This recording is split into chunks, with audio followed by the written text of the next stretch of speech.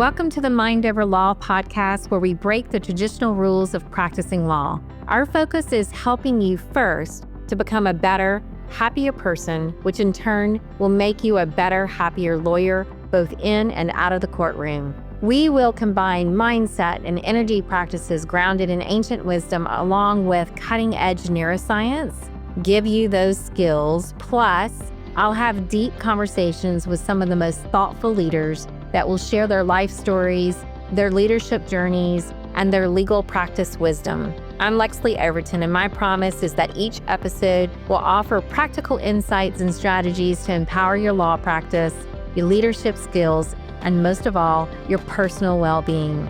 Join me, and I promise you'll become a better you, lawyer, and leader. Welcome back to the Mind Over Law podcast. I'm your host, Lexley Overton, and today we're diving deep into a subject that is transforming the legal landscape faster than ever before, artificial intelligence. And my guest today is someone who is leading this transformation in the legal field. Jay Mataheswarn is the CEO and the founder of Eve, an AI-powered platform built specifically for plaintiff law firms. With a background as an engineer at Facebook and a leader at Rubrik, Jay has spent his career at the cutting edge of technology, and now he's bringing that expertise to the legal profession. Jay isn't just here to talk about what AI can do. He's here to explore what it should do. And his mission with Eve is not just to automate legal tasks, but to fundamentally reimagine how law firms operate, which helps lawyers to do more of what they're best at without burning out. So excited for this conversation. Let's dive in. Jay, I'm so excited to have you here today. Likewise, I'm so excited to be here, Lexley. Thank you for having me on.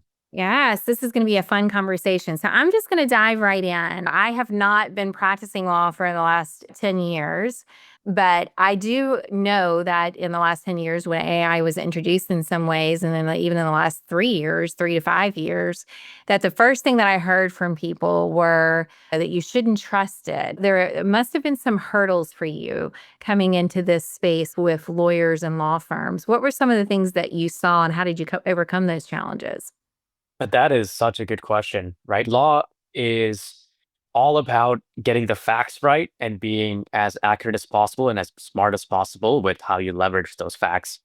And obviously, one of the biggest challenges with AI when we started the company from actually even before LLMs, right? So we had something called transformers, which is like the precursor to large language models and ChatGPT. This was always an issue, is the way the technology relies on is it tries to guess the next word. And this presents a problem for us in the legal industry because it has a chance of hallucinating, which is a term I think everyone has heard of, with the most obvious ones being making up case law, but less obvious being making up the client's name, making up the address, basically being overly enthusiastic about answering your question to the point of making things up. And as you can imagine, this was the biggest challenge we had early on in being able to take this use case and actually service the really broad variety of tasks that happens in litigation and plaintiff litigation in general, where you have these life cycle of very different questions, right? If you think about it, during intake, you're typically trying to understand the basics, right? If you're in PI, if they get in an accident, did they have some sort of injury? Do they have insurance? So on and so forth. Relatively straightforward questions.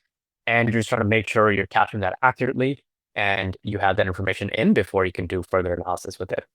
In L&E, you might need to go deeper into some questions. If it's a workplace violation, okay, then ask these follow-up questions, etc. And after that point, that's when some of the creativity starts, right? So after that, you may want to get a bit creative in the demand letter in terms of persuasive argument styles or imply certain damages are being done that would basically bolster your claim a bit more. And there you actually want creativity, not just pure facts.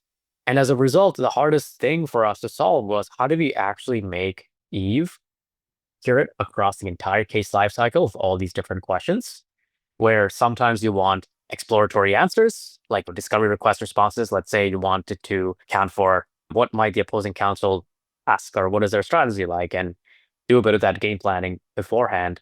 Those questions are very different than the questions you do for factual analysis.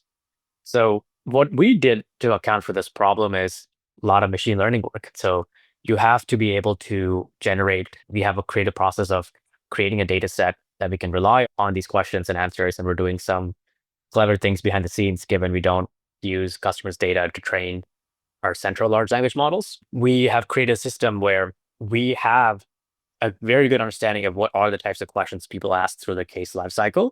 And we've optimized accuracy across the stack to make that happen, along with very basic legal specific optimizations. Like it tells you when it cites case law and it verifies it, and if it and it tells you when it can't, and makes it very obvious. And when you pull together quotes, which is oftentimes something you'll be citing in legal documents, it'll actually go and check using non-language models. So using traditional technology of think Control F, it'll actually go do that for you and verify the data is correct. So those are the ways in which you've built trust into the system. And trust is like a holistic problem for us, going from machine learning training to how we actually analyze how our users use the product and head off any major citing case law that doesn't exist is a huge and we have multiple steps in the product to prevent you from doing it. Okay, so I have some questions. I want to know if I was let's say a plaintiff's lawyer that's coming to you, and I have a personal injury firm, which is what I had for a long time. Generally, I know how I can use AI to find some information, things like that. I also know that there's the whole thing about using it for legal research, and that also has to be still verified and things like that. But if I'm coming to you and I'm a potential client, I think a lot of people probably don't know all of the things that you're doing with your company. Give us an idea of like how you're using AI to help law firms.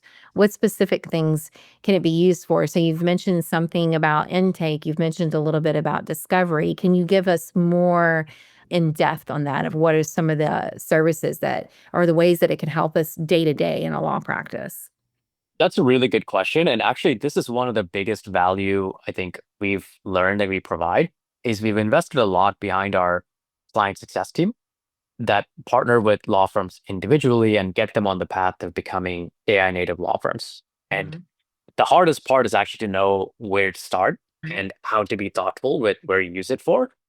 Some practical advice I can give is if you're in personal injury, especially, a lot of your work tends to be pre-lit and think gathering documents, medical records, bills, etc., and then putting together some sort of demand letter or a medical chronology that might be the precursor demand letter is a lot of what you're doing in pre-lit, at least the time consuming pieces. And is that something, that's very time consuming, right? I used to have employees that they did nothing but gather medical records, read those records, create chronologies by That's right. date, exactly looking, summarizing every visit for what was relevant and also not relevant, because you never know what they're going to bring up to say something about your client.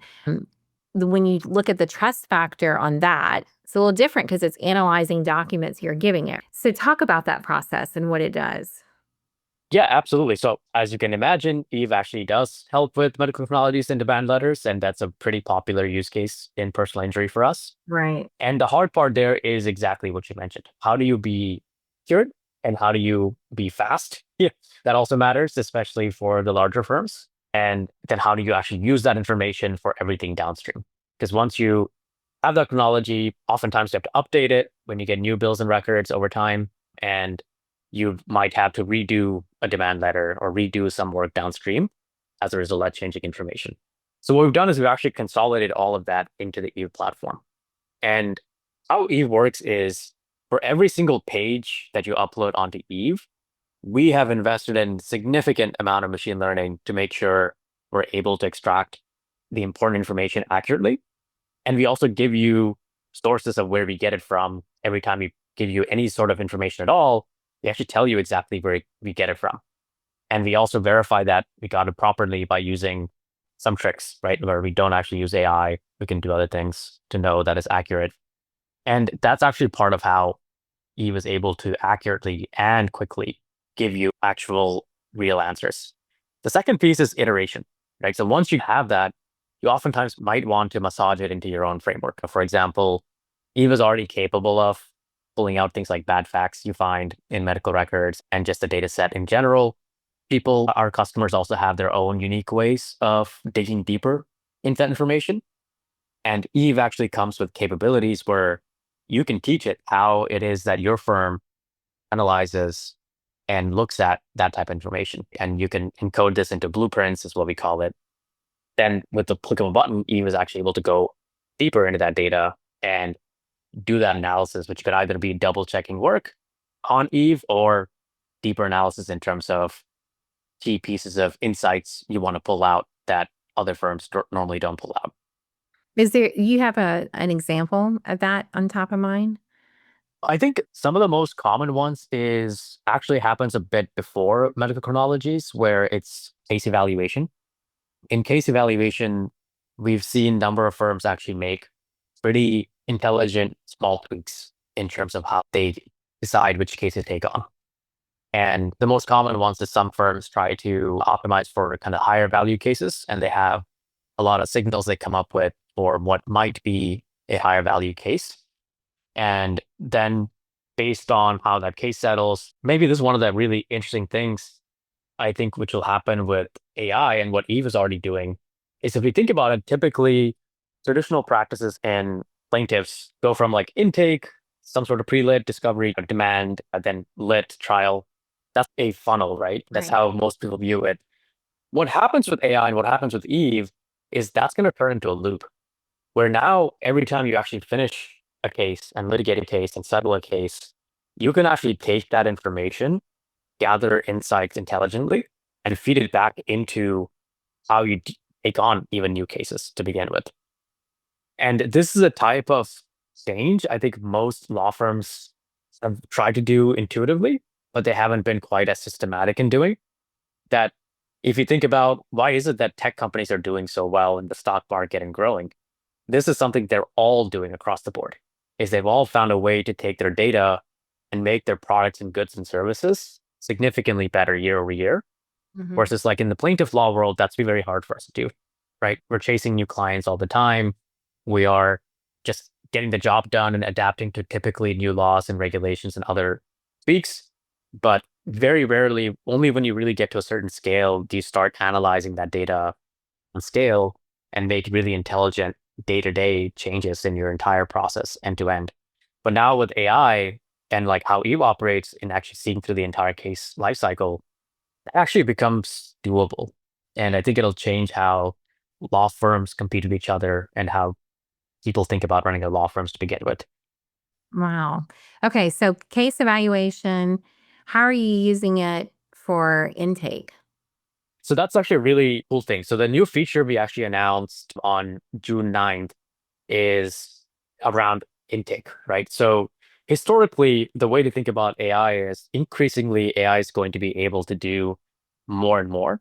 So today, it primarily helps with understanding text, but what's coming soon is its ability to actually understand speech and actually be able to talk as well.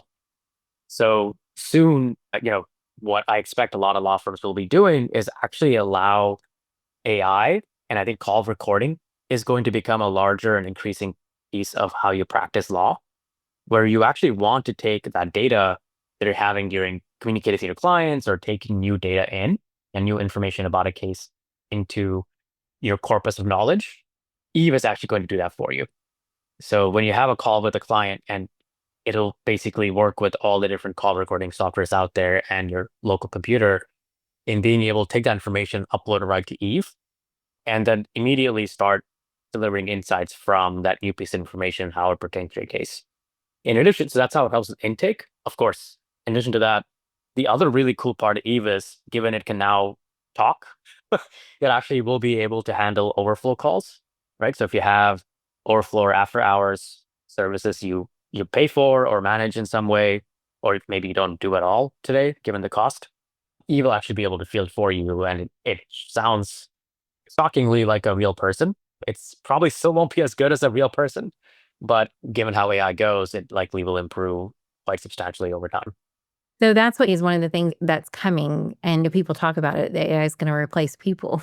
And so what we're literally saying is now it will be able to, it might not be perfect right now, but it's growing, right? It learns and we're learning as we go and building it, that it would be able to take intake calls, get all of the information, et cetera. What would you say to someone who would say there's a whole nuance about connecting with a client in a way that they would be, that you sell them into hiring this firm? And that happens even in intake. It's actually really fascinating, right? Which is why we have two components of this whole intake product, one which helps the existing staff and one which handles overflow and intake. In the one where it helps the existing staff, it lets you turn that into a science. Oftentimes when you're training new staff, you're teaching them some principle you believe in, right? So maybe you have an empathetic style of actively listening and training your staff in terms of following a script that looks like that. Mhm. Others tend to follow an alternative talk track is one that's very scientific, right? So you literally keep iterating on, you ask this question, followed by this question, followed by this question, Right. and you track conversion rates and funnels. Some firms operate that way. And I would say there's no necessarily right answer, but there is a certain salesmanship involved in terms of doing both understanding what the case is about and representing yourself well, and also not establishing a client attorney relationship right off the bat. So Right. there's like a whole trick to it, right? What Eve lets you do is turn that into a science, even the empathy part.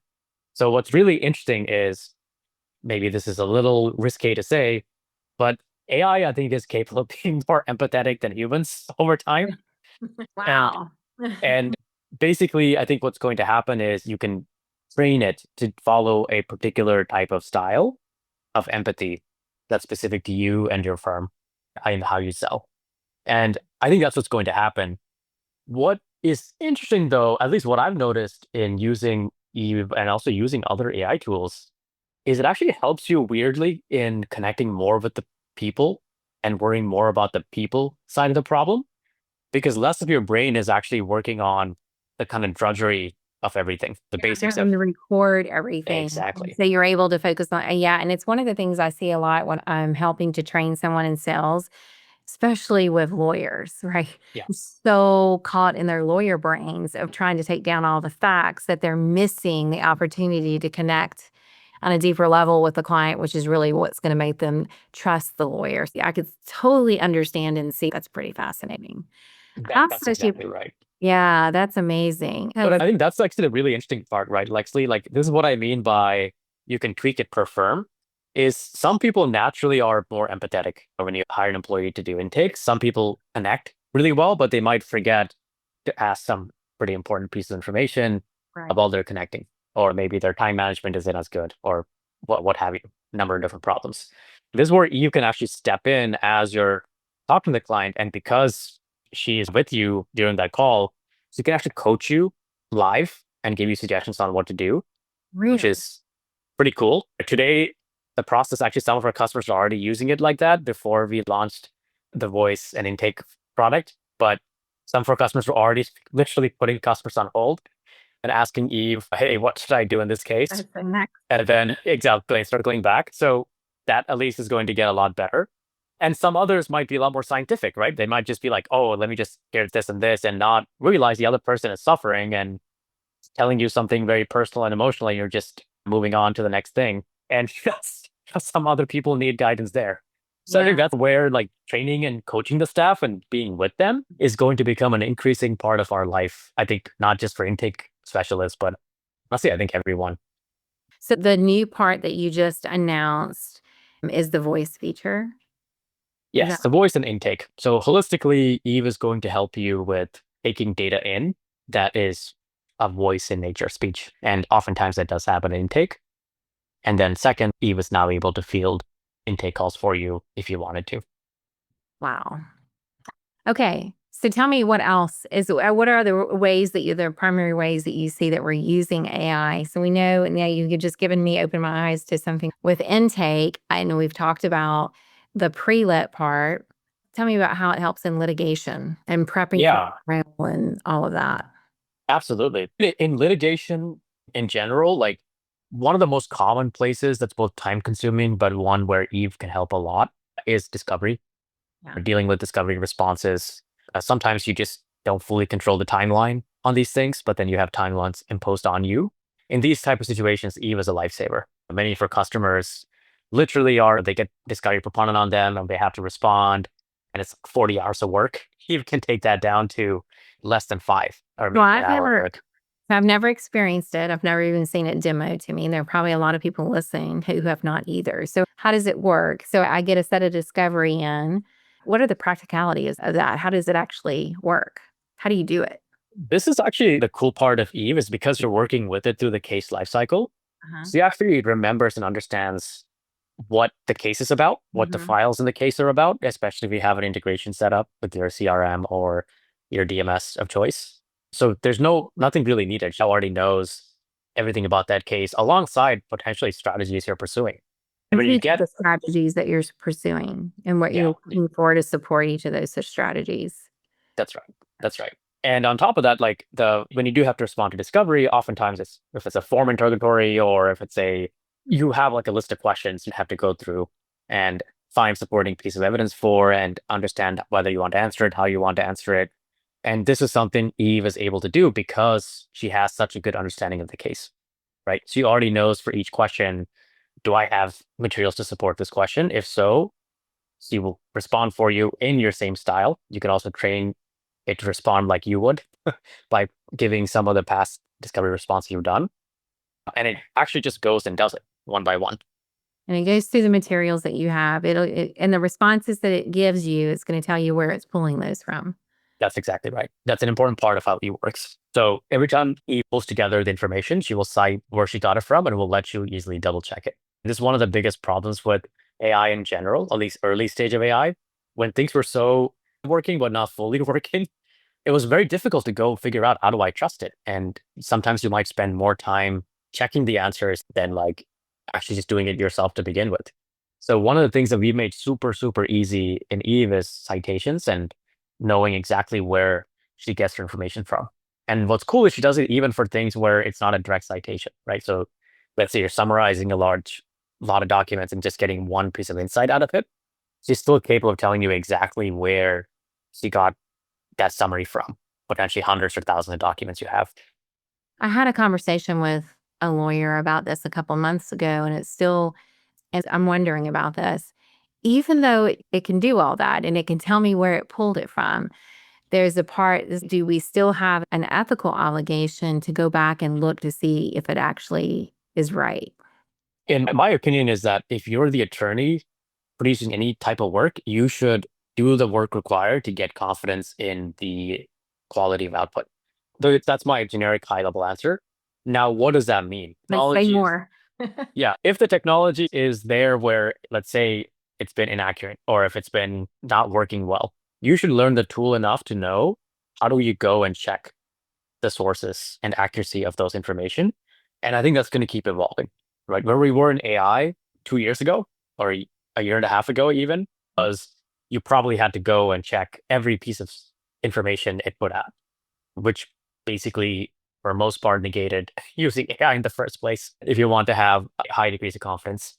Where we are now is hallucination rates are way down, right? So, and as a result, depending on what you want to do, you could start setting up instead like a blacklist, right? These are the type of information that is really critical that I check. Could be case law citation, could be, I don't know, names, addresses, could be other pieces of important information that as a process, you want to make sure you're training your attorneys to double check that information. And we've actually worked with our partners, a lot of our early customers and our existing customers in actually creating an AI guidelines. When you adopt Eve, we will give you, if you want, how you should be thinking about rolling out AI and training your staff on what to double check, what not to, what the process should be to double check, which is still safe and reliable. And we actually give you that whole guideline. But I would say for most people today, if you're using a platform like Eve, you can probably get away just creating your own mini process for double checking the important pieces because Eve is pretty good and accurate enough at the others. I think it's probably at human levels of accuracy already. Like the mistakes it'll make are probably in the same level of realm of what humans will make. But given it is AI, it probably is worth your time to be able to check the things that are really mission critical for you. Eve does it makes it easy to double check. Yeah, it's interesting that you say this like to the level of what humans mistakes that they would make, because I was thinking as you were saying that, if I'm a managing attorney, I still have to check my people. I can't just assume that everybody's going to get it right. And there are certain things that I still need to look, especially if like I'm training lawyers, certain things I still need to look that they got that they may not know even. If we do that anyway, it's not adding something, it's just learning to do it with Eve or doing it with the AI system is basically what you're saying. Yeah. That's exactly right. Eventually, you're getting a feel for the system, and then you develop your own understanding of where you can trust it, where you can. Mhm. That's honestly how you onboard people too, right? When you have a new So employee to the true. firm, you're trying to see, okay, first I'm going to check everything, and then after you have some level of confidence, you're understanding, okay, these are the places where they seem pretty solid. I'm going to trust them. These are the places where they've made mistakes or still have trouble. And you start forming that mental model yourself. And people are actually harder than technology, right? Because technology is going to make the same type of mistakes again and again. Right. People are a bit more complex with how they make mistakes. Sometimes they regress in places they were good before. And those Mhm. are, you have different problems with AI. So I think learning that initially is a little challenging for a lot of people, which is why we have this whole guidelines, right? So instead, what's easier to teach is it's easier for people to learn processes in general, right? Let's say a simple process is just double check case law. So Right. it's easier for people to just learn that. And you as a firm owner can have some level of assurances that from a worst case scenario, at least those boxes are checked. And maybe it makes other mistakes. Those mistakes are within the realm of acceptableness. Right. So I think that's like the easiest place to go right now. I think there is a more advanced one where some people do develop such a good understanding of AI that they're, I would say, another level of competence with how fast they go. And I think it's another part that's very important that you mentioned is that Eve is making it easy to check. Say a little bit more about that. Yeah. So, like I mentioned, double checking is an important workflow because similar to how you're building trust with a person, right? That's how we view it too. We want you to be able to trust Eve, and you're building features and improvements across the board to help you trust it better and better, but also obviously do a better job over time as well. Eve itself doing a better job over time. So those are the two metrics we push on continuously every single day. And what we actually do to check is we ask ourselves, like, hey, let's say I want to check every single piece of answer that Eve spit out in this instant. How do I do that in the least amount of time possible? And that's what we iterate on.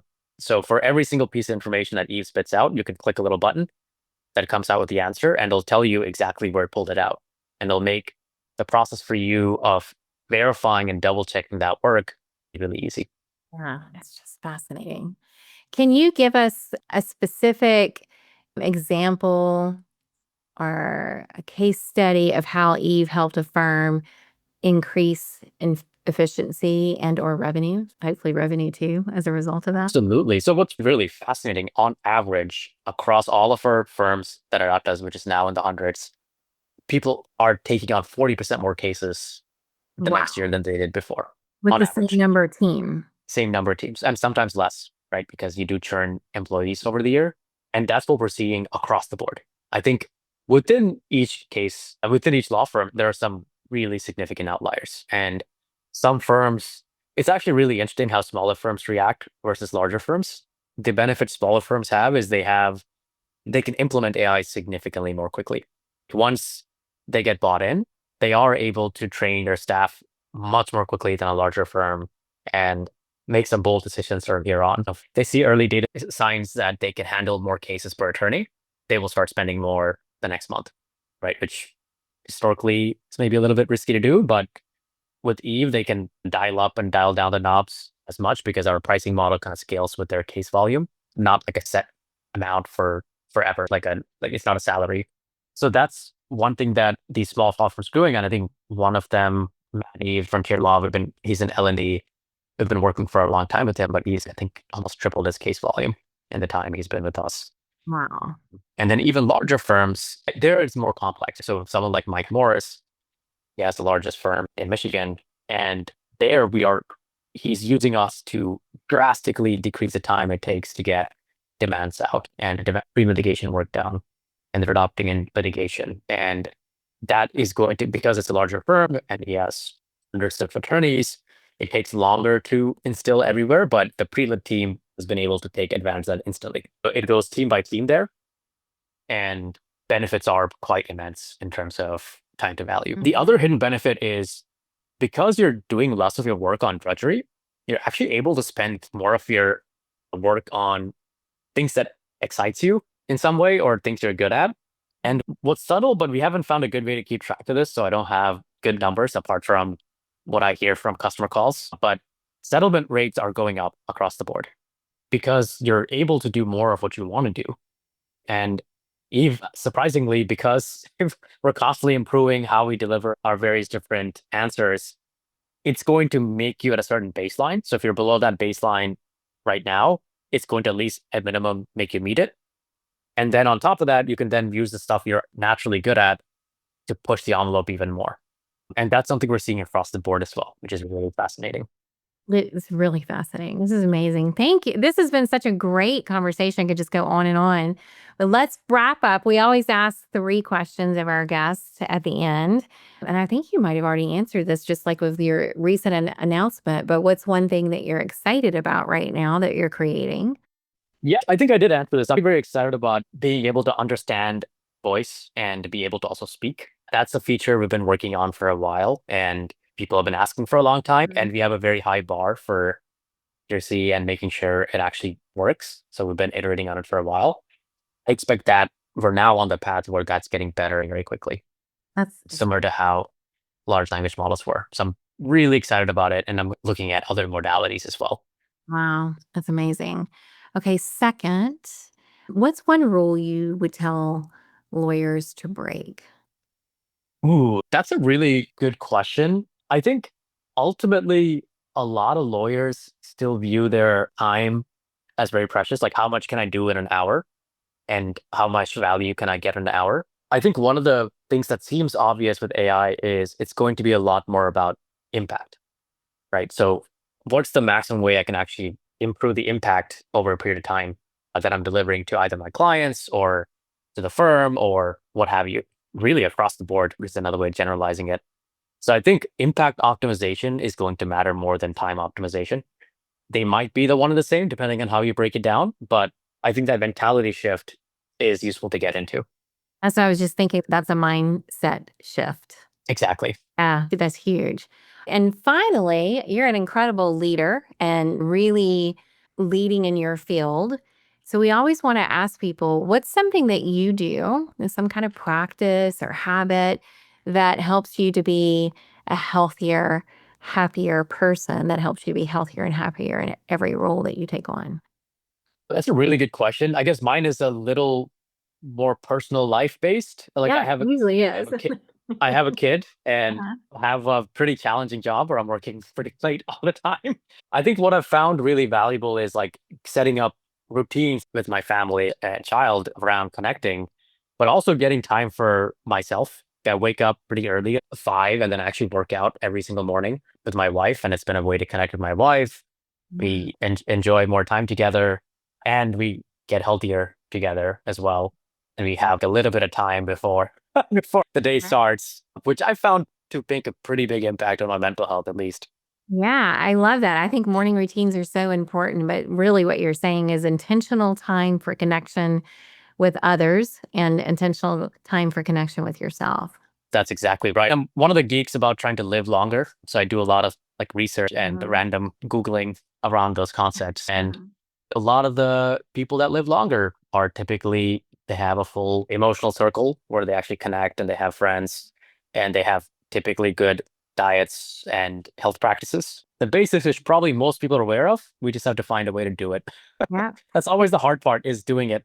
Yes. And those factors are for living longer, but they're also for living happier. That's true, actually. Yeah. Very true. This has been so wonderful. Thank you so much for your time and all of your wisdom. And we would definitely have to have you back as things continue to change and grow. It's been so fun, Lexi. Thank you for the really thoughtful questions. I'm happy to come back anytime. Thank you so much for inviting me. You're welcome. Thanks for listening to today's episode of Mind Over Law. We hope that you're walking away inspired and ready to embrace your life and law practice in a more holistic, healthier, happier way. Don't forget to hit subscribe and let us know what you think. Leaving a review helps us to spread the word to others. Be sure to follow us on socials for all the behind-the-scenes fun and sneak peeks of upcoming episodes. Until next time, remember, with intention, anything is possible.